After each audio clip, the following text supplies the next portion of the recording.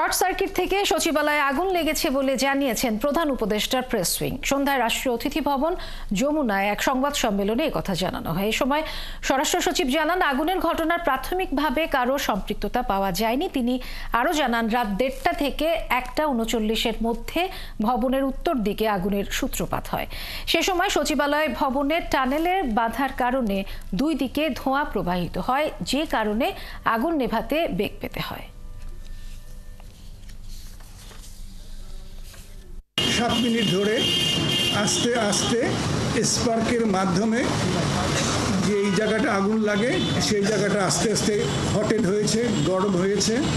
প্রথম দিকে সেখান থেকে মেল্টেড ম্যাটেরিয়াল ঘষে ঘষে পড়েছে। তারপরে এটা এক সময়ে ইগনিশন টেম্পারেচারে গিয়েছে, তারপরে আগুন ধরেছে। আরো নিশ্চিত হওয়ার জন্য আমাদের একটা ডগ স্কোয়াড আছে, যেটা যারা এক্সপ্লোসিভ ডিটেক্ট করতে পারে স্নিপিং এর মাধ্যমে বন্ধ চোখে, তাদেরকে নিয়ে এসে আমরা যে কয়টা ফ্লোরে আগুন লেগেছে প্রত্যেকটা ফ্লোরে আমরা ওদেরকে দিয়ে সার্চ করেছি, এবং তার সাথে আমাদের এক্সপ্লোসিভ শুটিং টিম যেটা ছিল তারাও সার্চ করেছে। আমরা আসলে এক্সপ্লোসিভ ব্যবহার করার মতো কোনো ধরনের এক্সপ্লোসিভ ব্যবহার করার মতো আসলে কোনো ধরনের কোনো আলামত বা কোনো কিছু আমরা পাই।